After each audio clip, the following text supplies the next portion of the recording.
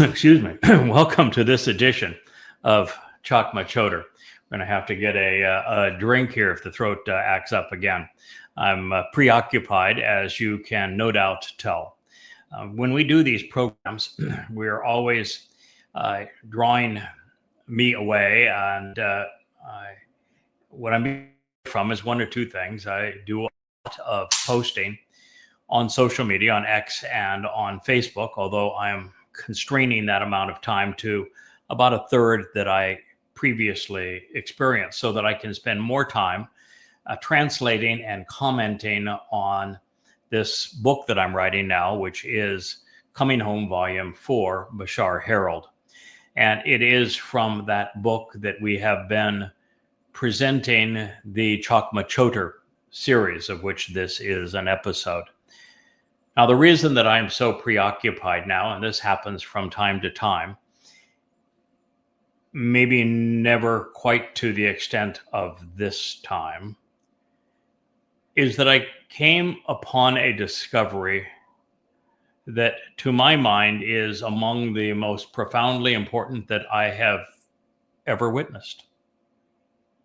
And it's one that I have always suspected. It's one that I got exceedingly close to determining, but just didn't take it all the way there, all the way home.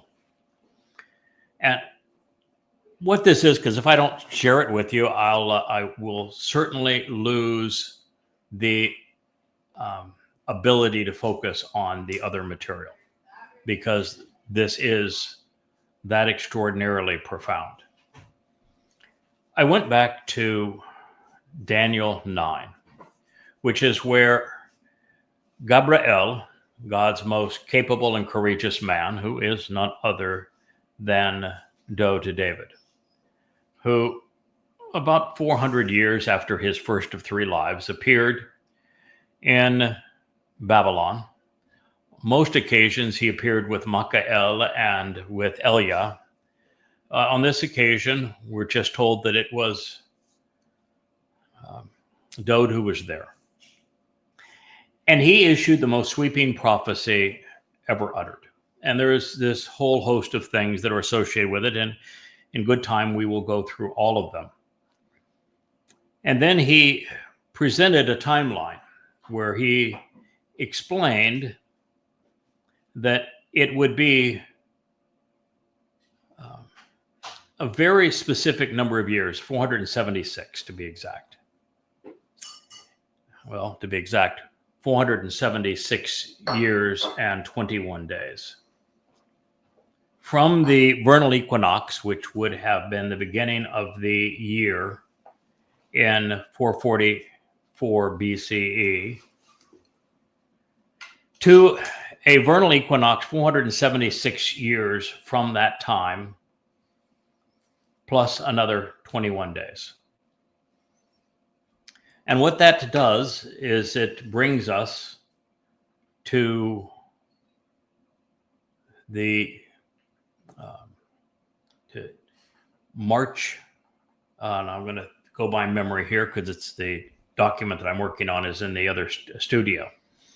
But it is March 20th, a Friday, which is not only the vernal equinox in that year, but it is the first observable crescent of a renewing light on the surface of the moon. So that would be exactly to the day 476 years from 444 BCE. So in 33 CE, it is the vernal equinox, the 20th of March in that year, which also makes it the first day of Abib. And that means that 14 days later, actually on the sunset on the 13th, using the Hebrew method, would be Passover dinner, that supper, if you will, Passover dinner. That would occur on a Thursday evening, with Passover itself transpiring on a Friday in that year, such that matzah occurred, which is a Shabbat celebration, on a natural Shabbat in 33 CE. And the conclusion of matzah in 33 CE being exactly 21 days later. And that means to the exact date. Dode, in the 6th century BCE, foretold exactly to the day when he would complete his fulfillment of Chakmah, to the exact day. But he didn't direct our attention to his arrival in Jerusalem, because that was really be too incomplete. He didn't derive our attention to the day of Passover, because that's not actually what he was speaking about when he said that he would be cut off, but not for himself, because that occurred on matzah. But even that would be incomplete. He gave us the date for the completion of Chakmah in 33 CE. Now, there's two aspects of this that I want to share with you. The first is that I went forward and back in time. And the available resources that I could find, the earliest that I could go was 1 CE. And I went all the way forward in time past 100 CE. There was not a single year in that 100 years that matched what occurred in 33 CE, where the first renewable sliver of light on the moon's surface, marking the first of Abib, actually occurred on the vernal equinox and occurred on a Friday. And without it occurring on the vernal equinox, then you don't have exactly 476 days or years plus 21 days. It only works on a year where the renewable light on the moon's surface occurs on the vernal equinox. And the timing only works so that the matzah can occur on a natural Shabbat, celebrating the Shabbat nature of matzah, if it's on a Friday in that year. I looked from 1 CE all the way past 100 CE, and there isn't another year where that occurs. Only in 33 CE. Not only is 33 CE exactly the 476 years, and not only is it exactly 21 days to the completion of Chakmah, every day occurs as it should. Even the arrival in Jerusalem as the Passover lamb, coming as though did from Bethlehem, 4 days before Pesach, which is celebrated by legend as Palm Sunday, occurred on a Sunday. And his return to his father, and after fulfilling Bokurim, as legend would have it, was on a Sunday, occurred on the first day of the week in 33 CE. Now, why is that so important, you may ask? Well, what it does is it doesn't just tell us when Pesach, Matzah, and Bokurim were fulfilled. Now, that would be a big deal, man. It doesn't just tell us that Dode fulfilled it, which I think is the single greatest discovery in human history. That Dode, speaking for himself as the Messiah, told us when he himself would fulfill Pesach, Matzah, and Bokurim in year 4000 Yah, in 33 CE. And not only is it exactly 40 Yobel, or 2,000 years from the time that the Torah tells us that Abraham and Yishak climbed Mount Moriah as the dress rehearsal for Pesach, exactly 2,000 years. telling us that God would provide his son as the Passover lamb,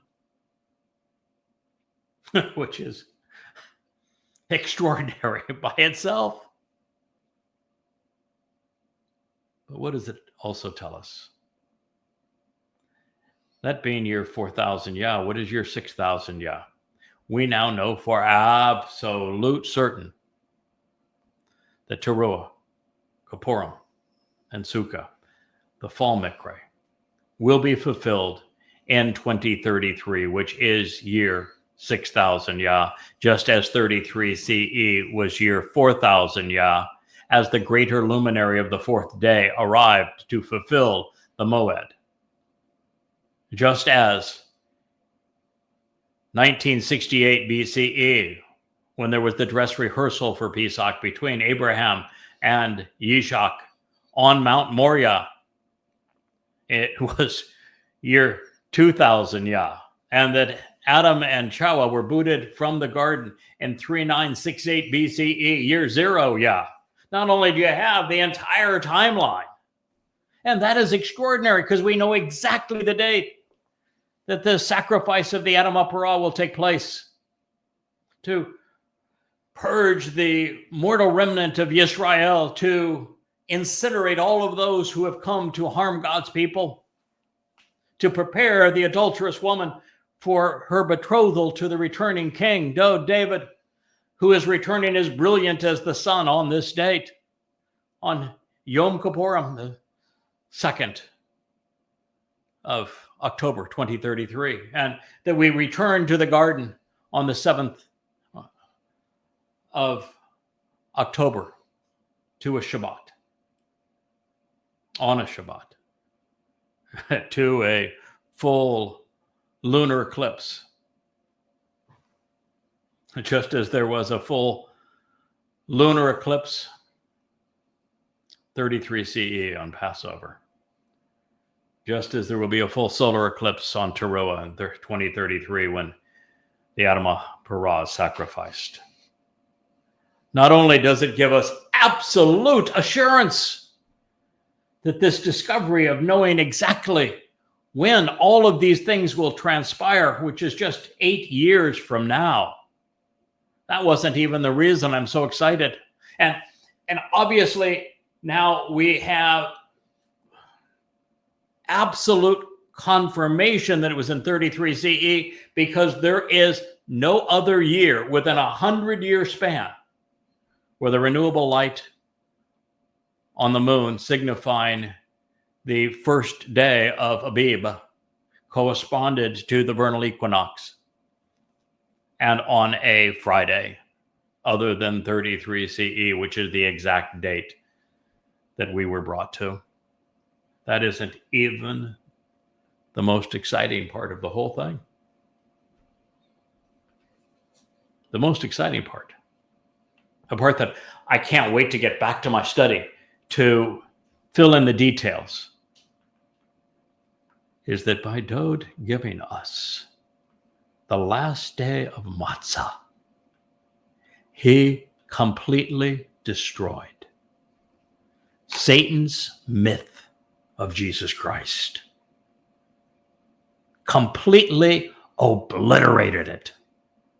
Because what happens with Christianity? They give some backhanded notion that, yeah, maybe the crucifixion took place on a Passover. We don't really know why. We'll maybe mention that the Last Supper was really on Passover, but we don't want to know why. We don't want to talk about it because, Paul completely destroyed any connection between Christianity and those invitations from God. We don't God. We don't want anything to do with him. We don't even know why it took place on these days because it really doesn't work for our religion anyway. And we certainly, we have a Maundy Thursday. Yeah, okay, for the dinner. We have a Good Friday. We don't know what we call it good, but I guess we just love to have a dead God on a stick. But we call it Good Friday for that crucifixion. We got that part. But we don't even mention what happened on Saturday. It was nap time in the grave.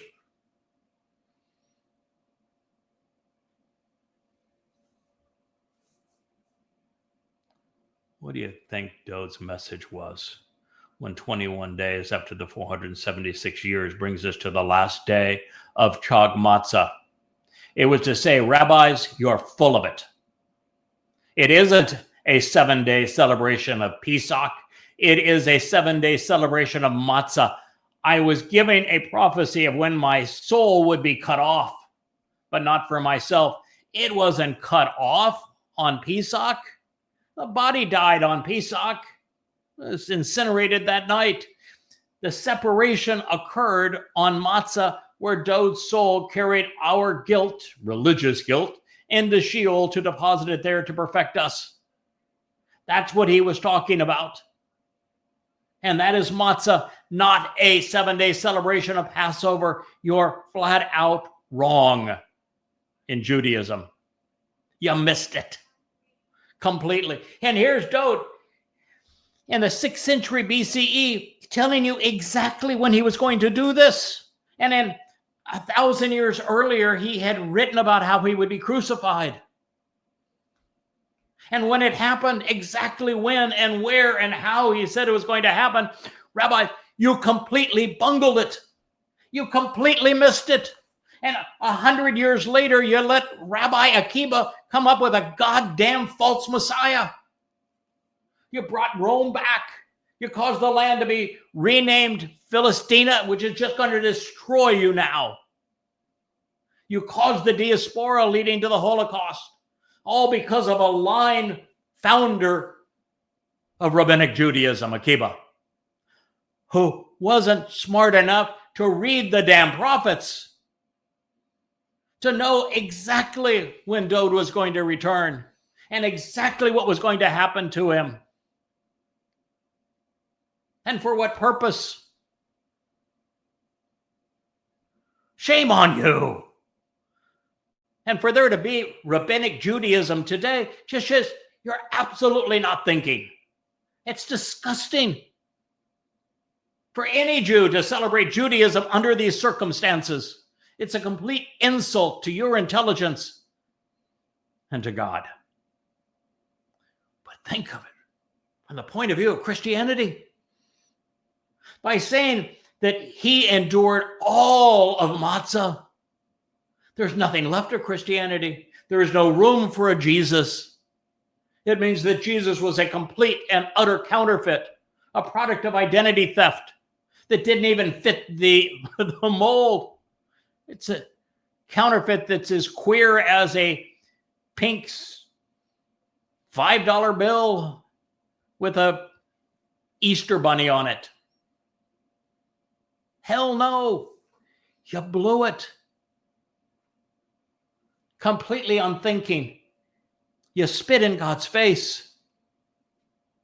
You did everything you could to annoy him. And then you created as the symbol of your religion a dead son on a stick.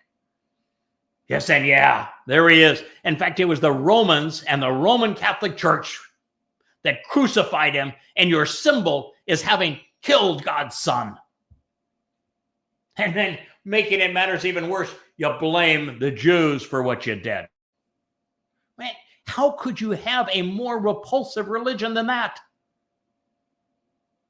But that's the nature of Christianity. It is the most repulsive insult to God in the history of insults. Far worse than Judaism. Far worse than even Islam. Islam is just flat out stupid. But Christianity, you spit in God's face. And that prophecy in Daniel, which, by the way, that prophecy in Daniel is the only one that makes Eusebius's line. And it was Eusebius who wrote the line, "You are the Christ, the Son of the living God," where the mythical Christ says, "Upon this rock I'm going to build my church." That dialogue on a 1 to 10 scale of moronic is a 400. And it was added to Mark and to Matthew in the 4th century by Eusebius. And the two stories don't match. And in the midst of both of them, this mythical Christ figure says, "Don't you dare tell anybody that I'm the Christ. That would be the worst thing you could possibly do.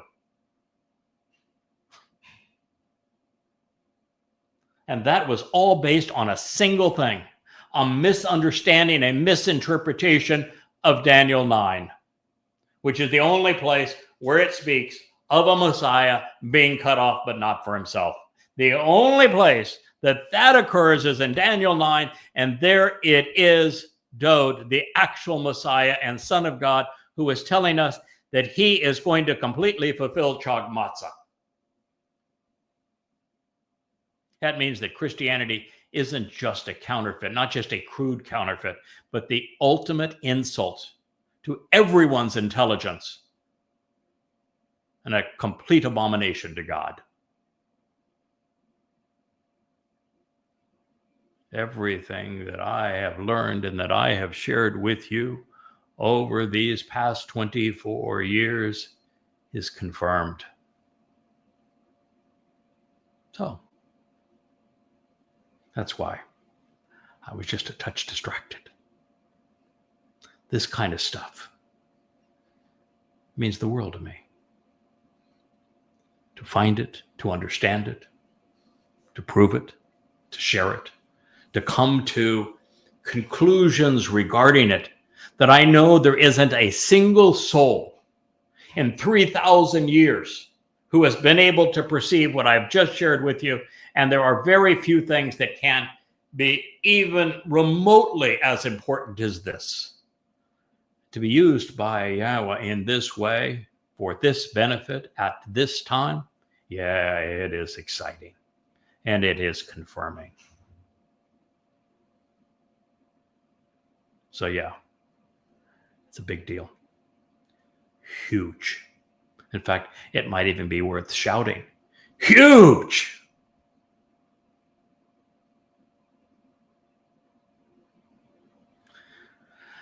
All right. I'm positive that I'm going to reprise all of that with you, with the text in front of me, as opposed to going off totally extemporaneously. But that might be soon. It might be in a few weeks from now. But for right now, I'm going to return to where we were in Chakmah Choter, because we had just finished our review of what is likely the most important chapter in all of the Torah. Dabarim 18 introduces us to God's hatred of religion, to his love for his son Dod as the most important person of all time, and of God's pronouncement of precisely how you would know who is speaking for him and who is not, with the primary criterion being, have I, God, acknowledged that this person is authorized to speak for me? And did they speak in my name, Yahweh? And for the past 2,500 years, there's only one person who God specifically said that he has authorized to speak for him and who has arisen to speak in Yahweh's name. Not so coincidentally, he is reintroducing you to Dod, who is the subject of the 18th chapter of Dabarim, and has just made one of the most profoundly important affirmations regarding Dod and Yahweh's timeline ever made.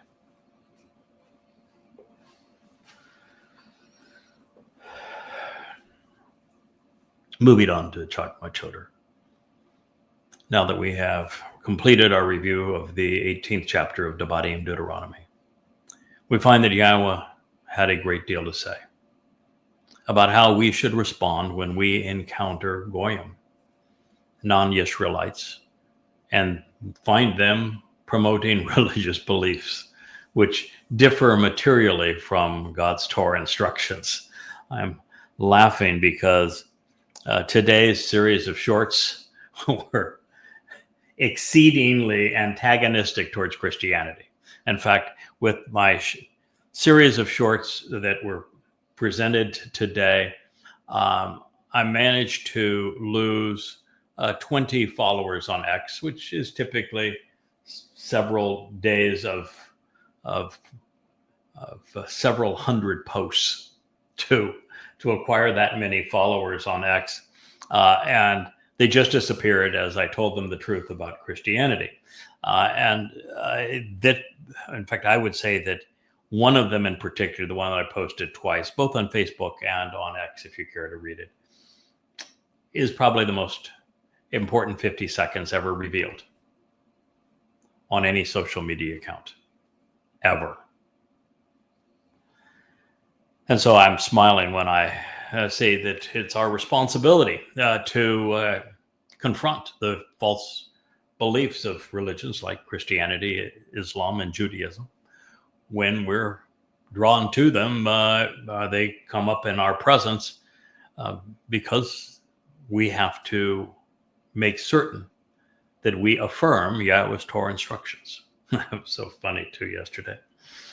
I had a young man that was very full of himself.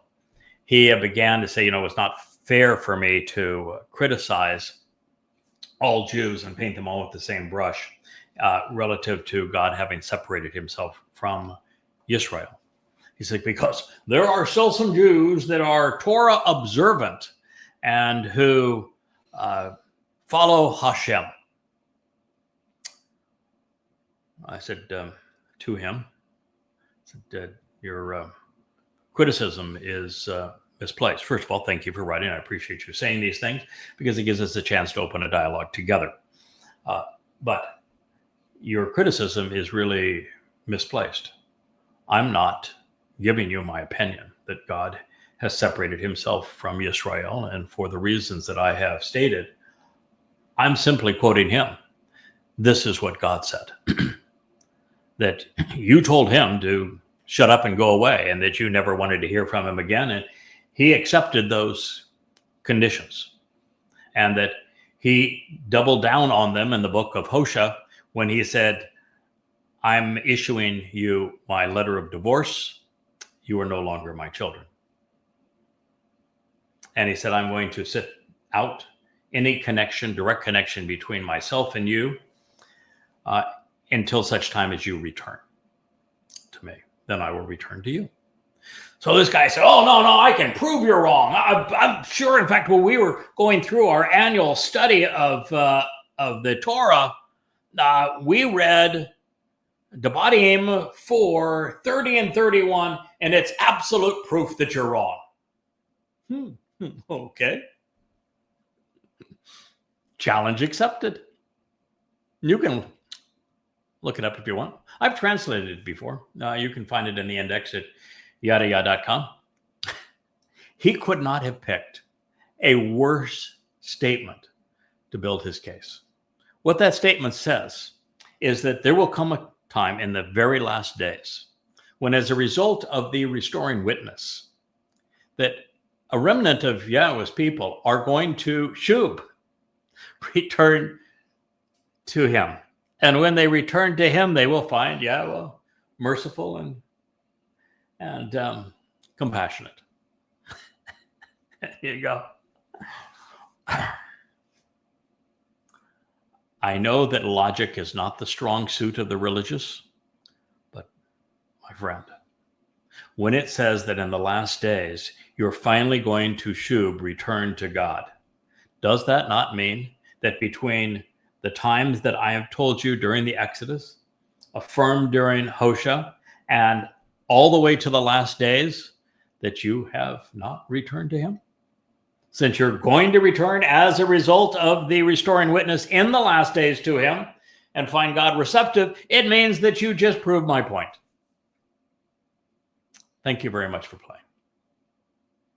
Now, do you think a religious Jew had the integrity of saying, you got me there?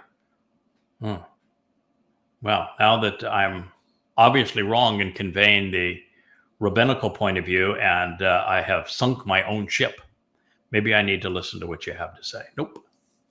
Nope, he got a little belligerent with me and then said, I'm Torah only. I'm Holy Torah. That's my book. I'm not going to read your book. I said, okay, well, my book, Yada Yahowah, is based entirely on not just translating the Torah in an amplified fashion from the oldest extant resources, that be the Dead Sea Scrolls, not the Masoretic text, which dates to the oldest 1100 CE, when the Dead Sea Scrolls date back to the 4th century BCE, 1500 years gap. And the Masoretic was originally scribed over there in Babylon, where the Dead Sea Scrolls were written in the shadow of Jerusalem, where all this took place. So all of it had done that, but I've scrubbed every word of the diacritical markings that the Masoretes added in the 11th century and the 12th century CE to give the book their religiosity. And so I've prepared the most comprehensive and complete, accurate rendering of the Torah, which means teaching, by the way, available. And I've also gone into the prophets. He said, I don't care. It's Holy Torah only. And I said, do you have any idea what the word choli means in Hebrew? It means diseased. The Torah is set apart. And so you lost that one too. Then this person that was arguing Torah only said the Torah is the headline and the Talmud is the meat. It's like saying the Torah is the bone and the meat is added by the Talmud, and which completely negates his own position. But he uses an example that, do you know the reason for circumcision? Well, proof that the Torah is just the headline and the Talmud is the meat is that circumcision cuts Jews into creation. Say what? It's not what God says. You read the Torah. What's the purpose of circumcision? It's the sign of the covenant. It's not the sign of creation. It's the sign of the covenant. And it's the part of the male anatomy that is used to procreate children, which is what the covenant is all about, and to nurture them and to love them, which is what the covenant is all about. It's about a man and a woman coming together in love to conceive new life, which is what the covenant is all about. And it's based on the Hebrew verb karat, which means to cut in the sense of making a separation, such that the purpose is to say that the children of Israel who are members of the covenant are set apart from the common and the ordinary. And what is the common and ordinary in our world and has always been the most common and ordinary thing in the history of humankind? Religion and politics.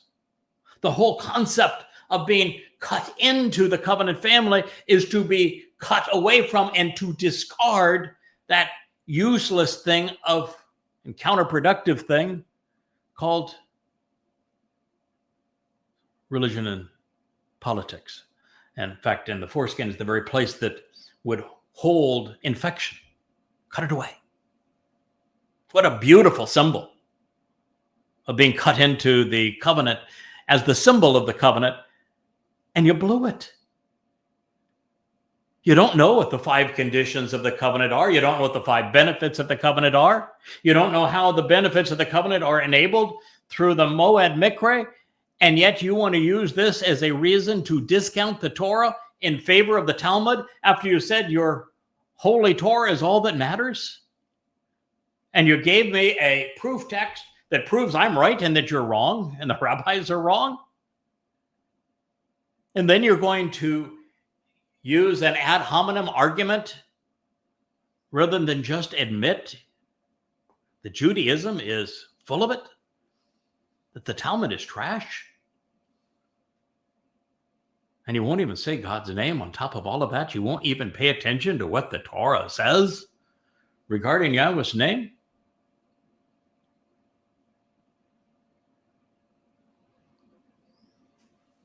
Jews haven't changed much, have they?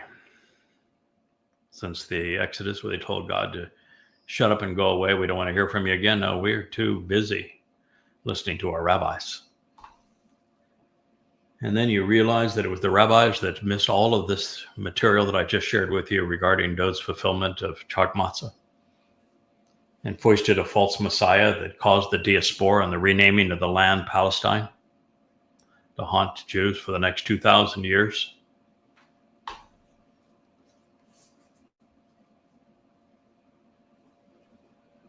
You're not playing with the full deck, Israel.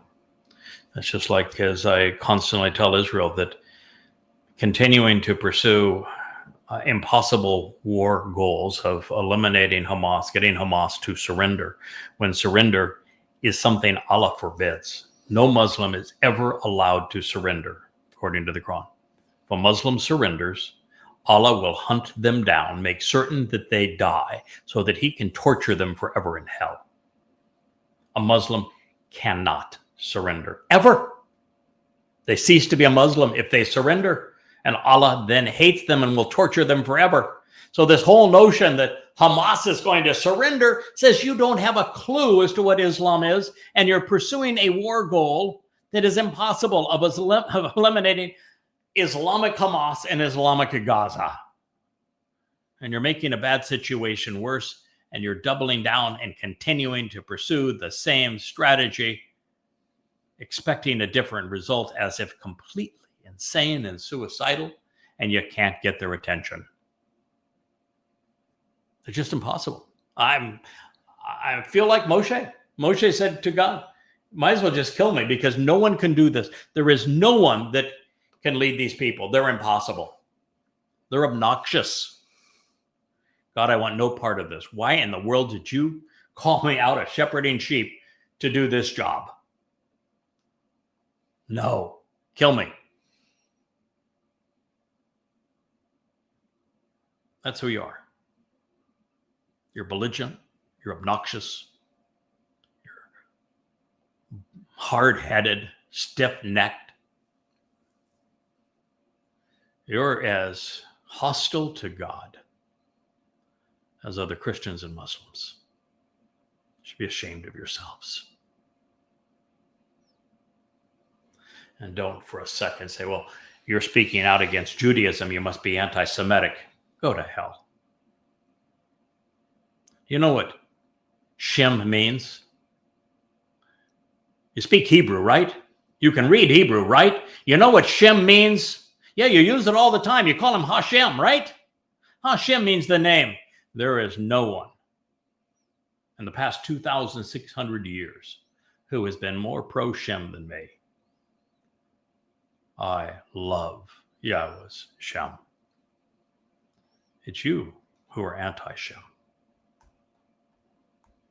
Think about it. All right, so it's important that we recognize that Yahweh has specific Torah directions regarding how we should accept his guidance and properly react to the rebellious nature of any conspiracy, any cult like MAGA, any political mandate like the Marxists, any religious variation of the truth like Christianity, Judaism, Islam. And we should recognize that God wants us to do that we have a mission on behalf of God's people to clear away the rubbish so that they might perceive the truth. The religious have perpetrated an attack in the very heart of what is true. And in the process, they have lured many away who would otherwise have been part of God's family through guile. And as a result of that, I am motivated to identify them and to speak out against them. And we've even had one here recently in our midst that Yahweh refers to as a leprous hornet's nest in Numbers, Bamidbar 12. And so it's important that we expose and attack all who would try to lead people away from this truth and who would preclude you from knowing the profound insights that we are delivering. And it was, in fact, in the use of Sarah, which is an infectious and plagued, confused and discouraged, malignant and leprous pest in the form of an aggressive wasp, which led us directly to Numbers 12 and the identification of the perpetrator then in Bamidbar 7. And in Bamidbar 7, number 7, we are told the appropriate response. Similarly, the word patterns found in Numbers 19 led us to Bamidbar 5 when addressing how the Adamah Parah will prepare and cleanse the adulterous woman, one of the most profoundly important connections that we've ever made. Now, in the situation that is presented emphatically in Dabarim 7, Yahweh teaches us how to respond to those who are or have been in our immediate proximity, living in the same territory adjacent to our home, our family, when they are wrong about Yahweh. The lesson is that while we don't have to denounce every moronic claim made in support of false notions or religious deities, or even that try to disparage Yahweh's chosen witnesses, we must deal with those who emerge in our presence. According to Yahweh, our reply must be unrelenting and uncompromising as we work alongside God to expel and destroy those with a different agenda. And while Yahweh will make this point early and often, it is his culminating pronouncement that drives his instructions in this regard home, and in no uncertain terms. There is to be no compromise, no relenting, no attempt to save those who have gone astray, who are now rebellious, and a complete and ongoing devotion to their utter destruction is what God mandates. And so, considering all of the fuss, what is the muss? God says, as a sign of ownership, when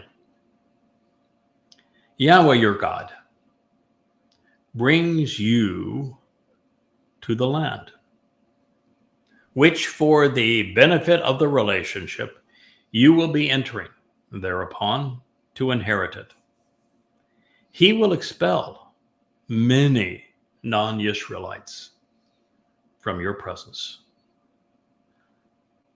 The ha-chitti, the scattered and abolished, the dismayed and broken.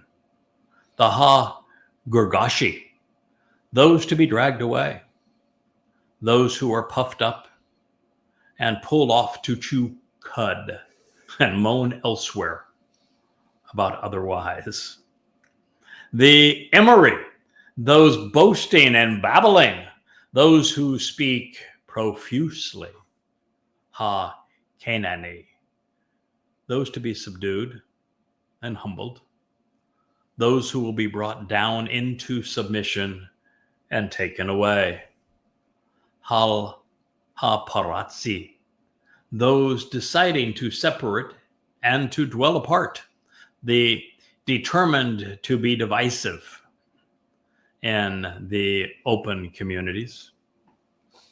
Ha-Chewy, those joining together to twist, the thorny briars linked together and fettered, and ha-yabusi, those who are to be rejected and kicked out, those disallowed, excluded, and forbidden. Shabat, 7, estranged ethnicities who appear more numerous and influential than you. Dabarim, Deuteronomy 7:1. Quite a list, isn't it? Yahweh is setting the example he wants us to follow. He identifies those who are unsafe and counterproductive around our home and then rids us of them. Those promoting Goyim agendas in our presence must be driven away for us to remain healthy. They must be expelled, or everyone will be equally confused, misled, controlled, and die. Don't compromise with them. Don't accommodate them. Don't allow them to stay in your presence.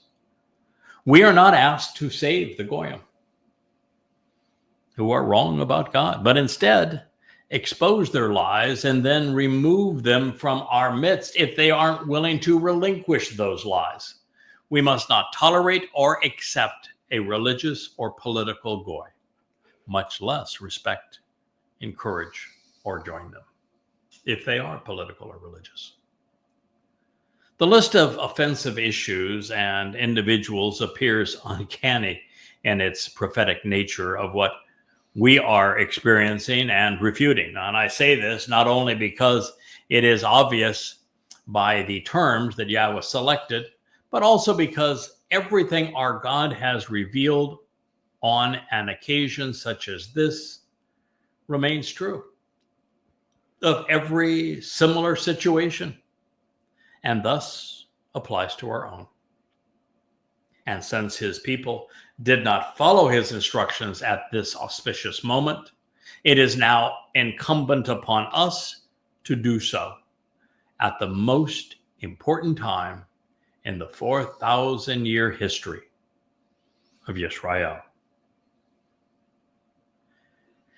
Having come out of a conspiracy cult, the current perpetrators among the leprous hornet's nets of Goyim, these Goyim motherites, like all conspiratorialists, they're chitty. They're dismayed and broken individuals with shattered lives, looking for someone else to blame for their unfulfilling existence and lack of purpose or value. They come up with false narratives while accusing and undercutting those who have achieved the success and notoriety they envy. By misappropriating and twisting my translations and the insights that I have drawn, those with a different agenda have Gergashi, dragged far too many away to moan and groan elsewhere about otherwise.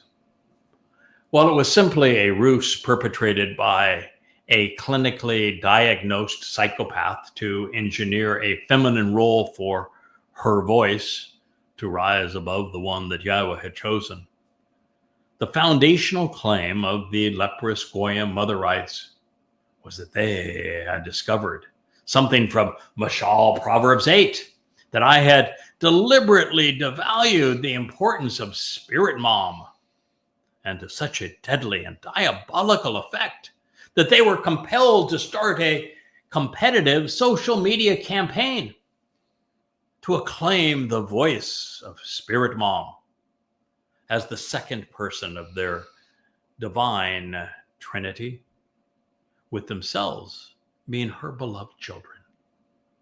They would even rewrite Yahweh's name to affirm their dubious agenda, making it masculine, female, feminine, with children all included.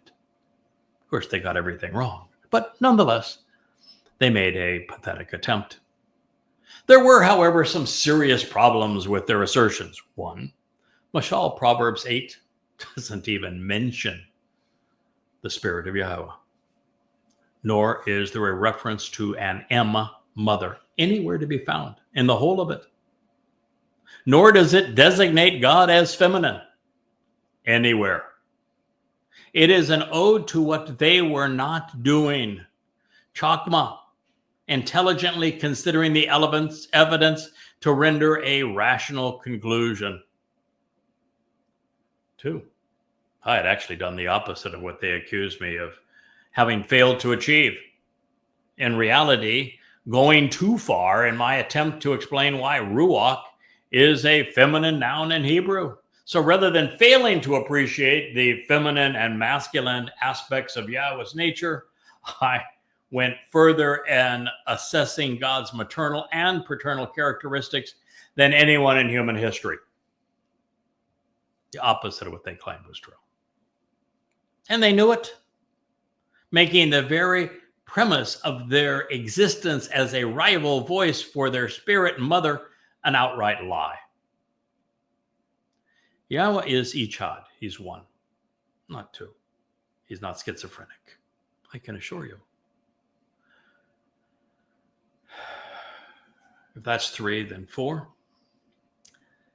In every reference to himself, Yahweh refers to himself always and unequivocally using masculine pronouns.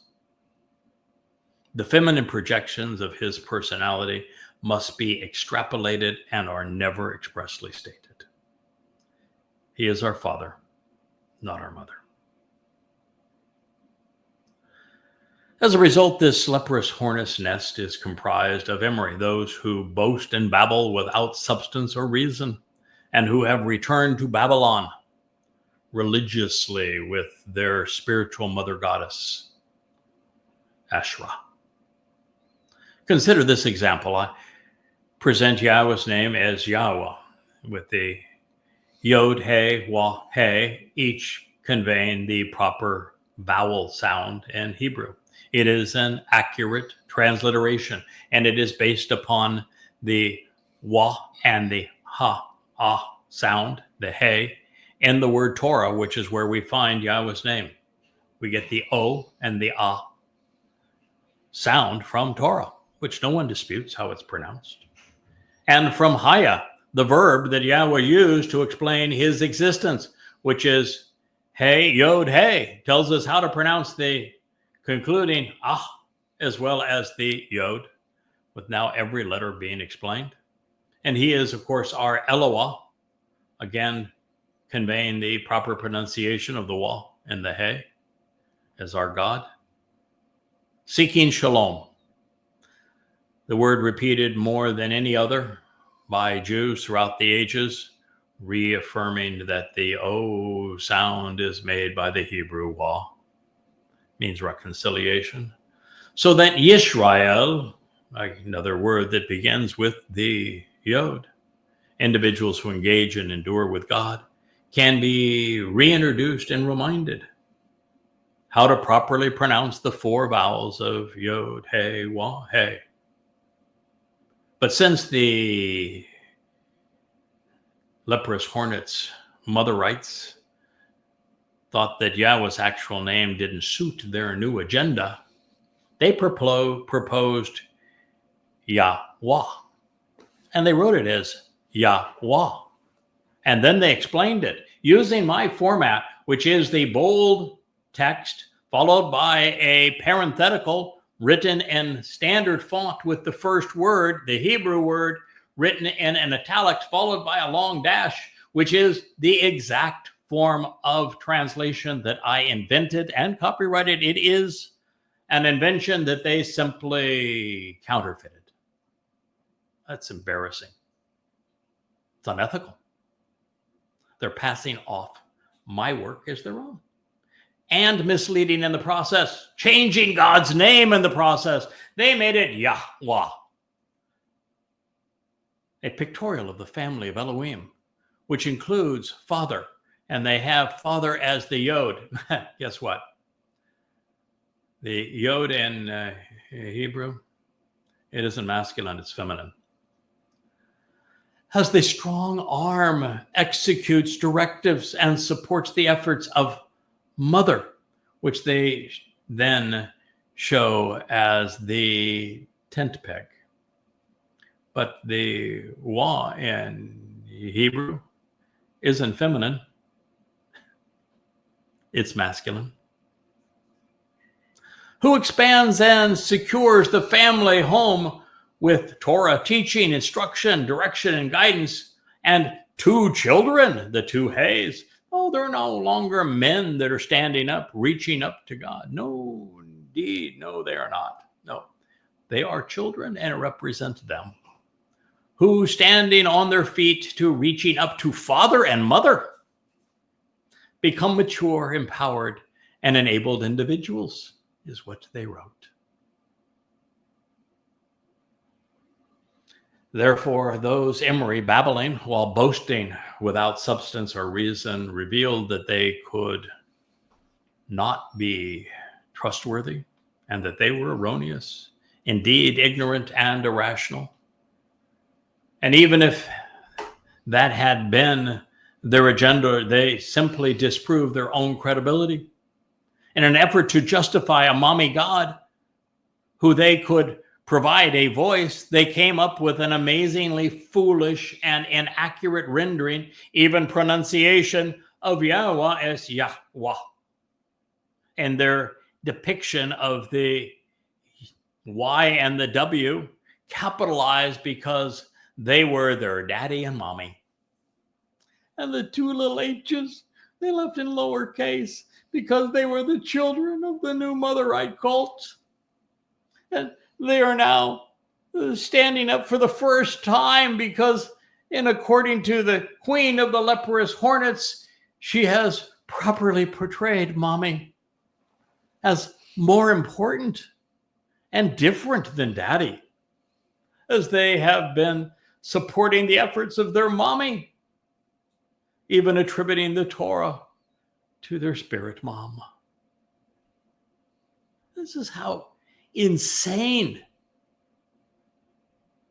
people have become, all because they covet what is not theirs. And when they can't have it, they will destroy even the very things of God.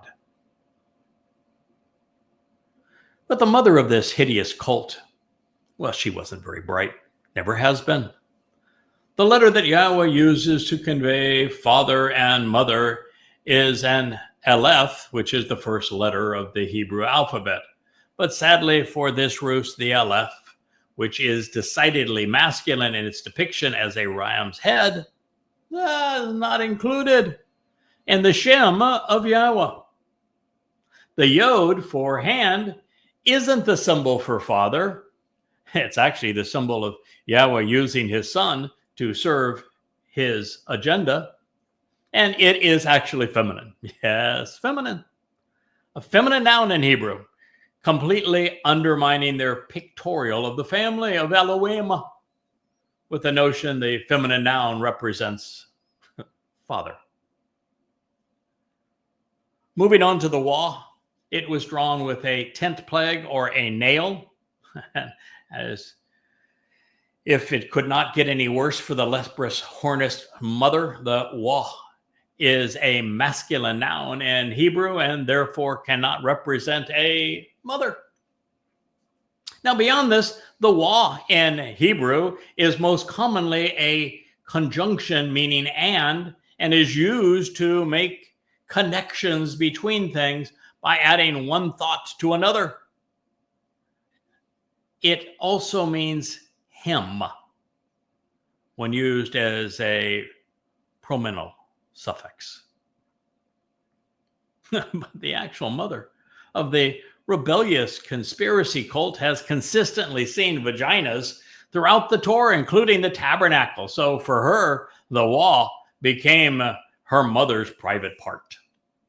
It's akin to Twistians using the sign of Asherah, which is actually a vagina, to represent their fish, and thereby acknowledging the Mother of God and the Queen of Heaven in the process, Asherah. As for the 2 people depicted in YAHOWAH's name, they are men. standing tall, pointing up and looking up to Yahweh. In terms and conditions of the Bereth covenant were, after all, narrated and pronounced, established, and reintroduced through men named Abraham, merciful father, Moshe to draw out, Dod, the beloved, and Yada, one who knows. If you want to identify the two in Yahweh's Shem, then feel free to choose among them. How easily beguiled does one have to be counted among the hornets and the embittered and rebellious Lepreth Goyim Motherite cult?